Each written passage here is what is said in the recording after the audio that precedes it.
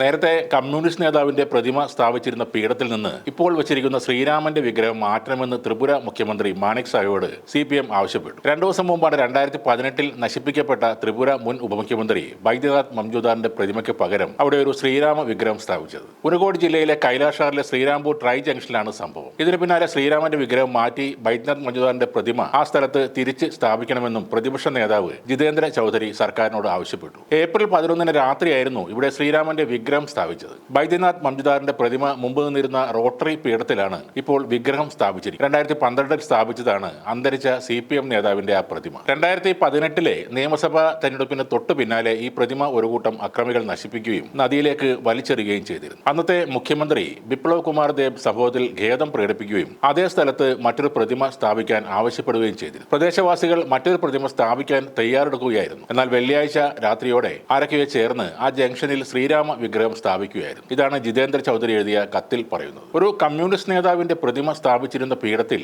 ശ്രീരാമന്റെ വിഗ്രഹം സ്ഥാപിച്ചത് ത്രിപുരയുടെ സംസ്കാരത്തിനും പാരമ്പര്യത്തിനും എതിരാണെന്നും അദ്ദേഹം പറയുന്നു. 2 നിർദ്ദേശങ്ങളാണ് ചൗധരി മുന്നോട്ട് വെക്കുന്നത്. ഒന്ന്, ജനകീയ നേതാവായ ബൈദ്യനാഥ് മംജുദാറിന്റെ പ്രതിമ അതേ സ്ഥലത്ത് ഒരു തടസ്സവുമില്ലാതെ പുനഃസ്ഥാപിക്കുന്നതിന് സർക്കാർ തയ്യാറാവണം. 2, ശ്രീരാമന്റെ വിഗ്രഹം അത് എവിടെയാണോ നിന്നിരുന്നത് അവിടെ തിരിച്ച് സ്ഥാപിക്കണം. CPM നേതൃത്വത്തിലുള്ള ഇടതുമുന്നണി ത്രിപുര ഭരിക്കുന്ന 2012 ബൈദ്യനാഥ് മംജുദാറിന്റെ പ്രതിമ സ്ഥാപിച്ചത്. പിന്നീട് 2018 ഇടതുമുന്നണിയെ തോൽപ്പിച്ച് BJP സഖ്യം അധികാരത്തിലെത്തി. BJP ജയിച്ച ഉടൻ തന്നെ ഹിന്ദുത്വവാദികൾ ബൈദ്യനാഥിന്റെ പ്രതിമ തകർക്കുകയും ചെയ്തു. ത്രിപുരയിലെ പ്രധാന കമ്മ്യൂണിസ്റ്റ് നേതാക്കളിൽ ഒരാളായിരുന്നു ബൈദ്യനാഥ് മംജുദാർ. ബ്രിട്ടീഷ് ഭരണകാലത്ത് നിരവധി വർഷങ്ങൾ അദ്ദേഹം ജയിലിൽ കിടന്നിട്ടുണ്ട്. 2011 ജൂണിലാണ് അദ്ദേഹം അന്തരിച്ചത്. ഹിന്ദുമതത്തിൽ ഒട്ടേറെ ദൈവങ്ങളുണ്ടെങ്കിലും എല്ലായ്പ്പോഴും വിവാദമാവുന്നത് ശ്രീരാമന്റെ കാര്യം വരുമ്പോഴാണ്. അക്രമം നടത്തുമ്പോൾ പോലും ചിലർ വിളിക്കുന്നത് ജയ് ശ്രീറാം എന്നാണ്. പലപ്പോഴും മറ്റ് മതവിശ്വാസികളെ കൊണ്ടും ഇതേ മുദ്രാവാക്യം വിളിപ്പിക്കാനും ഇവർ ശ്രമിക്കാറുണ്ട്. ഒരുപാട് കലാപങ്ങളും മരണങ്ങളും ഇതേ പേരിൽ ഉണ്ടായിട്ടുമുണ്ട്. അയോധ്യയിൽ ബാബരി മസ്ജിദ് തകർത്ത് അവിടെ ശ്രീരാമക്ഷേത്രം നിർമ്മിച്ചപ്പോൾ മുസ്ലിം പള്ളിയിൽ ഇരിക്കുന്ന രാമൻ എന്ന ഒരു അധിക്ഷേപവും ഉണ്ടായിരുന്നു.